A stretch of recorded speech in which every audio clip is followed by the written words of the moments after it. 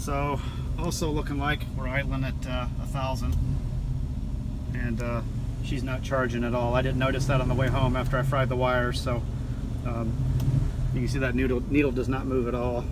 Doesn't seem to be. So she's discharging. So she's not even putting out a charge now. So evidently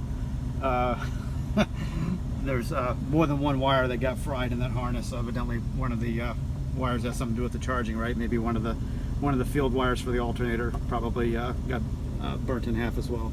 Nice.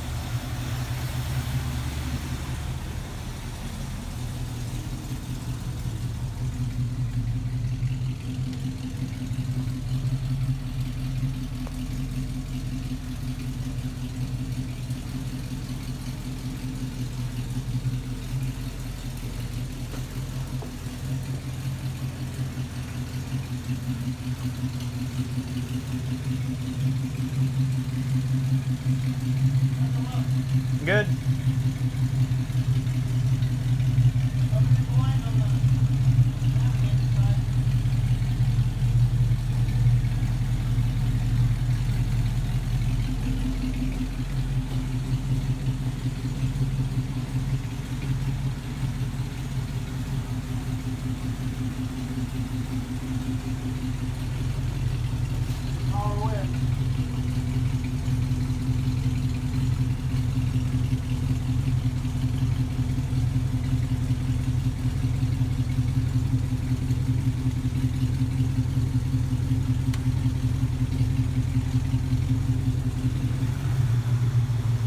Last time we hear her run for a while because she's hurt. Not charging. So that one little choke wire that burned out, it took out a lot, but at least it left the ignition intact so I could get her home. Whew, she's running rich.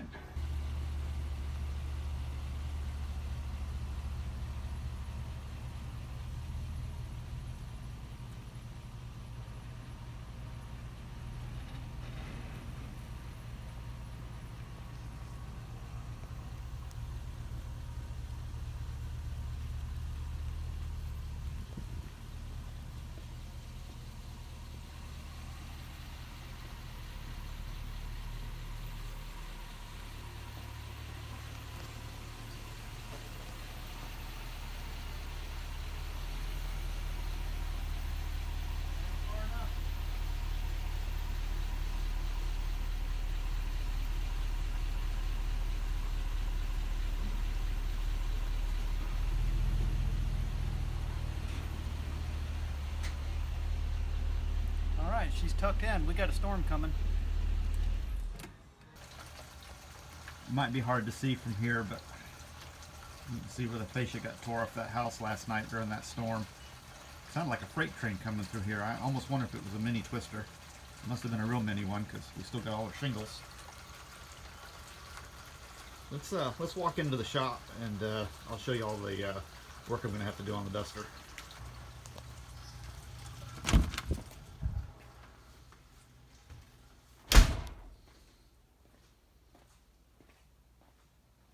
Probably a little dark in here because a lot of these videos I shoot, I try to do them in the afternoon when we got natural light coming through this window. But it's still pretty nasty out here. Actually, just peeping through the blinders, let me show you all the damage on that house. You can see the fascia hanging off. Yeah, I don't know what come through here last night, early this morning, woke us up. Anyway, good thing I got all the cars in and out of the weather. I've been leaving the GTO sit out. Actually, if y'all have been watching my videos, I know some of you guys, a lot of my subscribers are the Honda Odyssey people, and I do have a lot of love for the Odyssey, but I have the most love for this Duster because it's been in the family for almost 50 years, and I've been the caretaker of it for the last, I guess, 35 years. Anyway, just fill it in for y'all that maybe didn't catch what happened a couple weeks ago. I just put spark plugs in her, tuned her up. God, she was running good. She must have been making 25 horses more than she did before. God, this thing's running the best it's run in years. I fixed all my electrical issues. I don't know if you guys saw some of those videos. I went through and from under the hood to under the dash, the wires connected to the ammeter, everything. I cleaned everything up, and I got all my voltage drops down. Made sure my main power feed, you know, good heavy duty wire, all that stuff. And I've done wiring work in the past. Both of these main wires have been replaced. And just to make it interesting, the alternator wire is red. And then the wire going in from the main feed actually becomes black after it snakes into the wiring harness. But anyway, what happened is, and just to rehash real quick, we had a, after I took it out, I guess a couple of Wednesdays or Thursdays ago, I had a choke wire short out on an AC bracket, and it smoked the harness. And basically what it did is it made the car stop running. I guess one of these wires in here must have something to do with the ignition control module. I separated that wire. Of course, you just looped around here now as I cut it off. Just afraid I would smoke the system again. I got the car home. So anyway, to make a long story short, it's not charging anymore, as you saw. So we got her sitting in this cubby here with the engine facing outward. So I got plenty of room to work around it. I'm a big proponent of keeping the vehicles out of the weather. Obviously, right, because the weather kind of breaks the cars down. My 40,000 mile GTO, which I bought new, it's had a cover on it the last couple of weeks because it's been sitting outside while the van was sitting there. The van got a major overhaul a couple of weeks ago. Power steering hoses, dropped the oil pan, dropped the exhaust system, did brake work, put a drive axle in it on the passenger side. Yeah, the car had like a half a dozen things wrong with it. But anyway, you guys have always heard of those things that ran when parked. This car has given me a run for my money since we brought it up here from Florida, I guess going on 5 years ago. And it seems like it's always got something wrong with it. And it doesn't get driven a whole lot anymore. It was a daily driver a long time. But I've got so many other projects lingering. I never got to finish my 78 Camaro, and I know I've got a series of videos coming up to release on those. But it seems like every time I want to finish one of those videos, so I got a fresh series to go, something else happens and I get delayed. So this Camaro here, I've been trying to get to it, I guess for the last 10 years. I haven't finished it.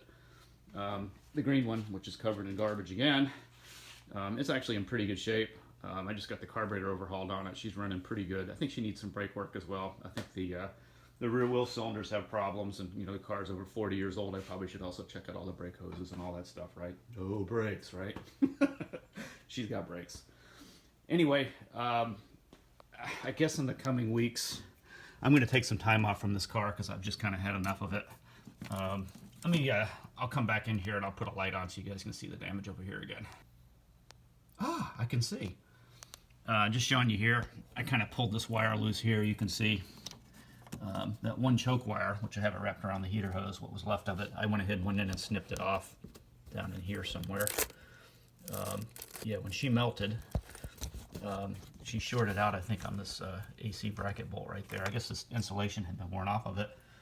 And I think I actually disturbed it when I was recording the spark plug change. I think I'd set the voltmeter in here somewhere. I must have mashed on it, and that's what happened. And you can see there's the result. It melted a bunch of wires and made a mess. Probably looks a lot worse than it is. I probably can salvage this harness. I'm just going to disconnect everything on these harness feeds here. I think they kind of branch off into a couple of different spots. And I think the idea is I want to just, break them loose from the firewall, and then I can just drape them over here across this way, across the engine, and unwrap the harness. And then I'm probably just going to go in and splice wires back together that were damaged and rewrap the harness and call it done. I might even take advantage to clean up this area in here, which I never did, which I guess actually that is a huge fire hazard, actually having the main feed from the alternator just laying on top of the rocker cover. And there's I think those are the feeds for the distributor pickup. Keeping in mind this was originally a slant 6 car, so obviously these wires, they came all the way over for the distributor and ran down by the fender well there. So all I did was just kind of fold them in half and run them back the other way so that they would mate up with the V8 tack, or not V8 tack, V8 distributor. I'm tired. I tell you what, that weather got us up this morning. so glad I was able to tuck most of the cars in. The Maxima slept out, unfortunately, but I don't think anything happened to it.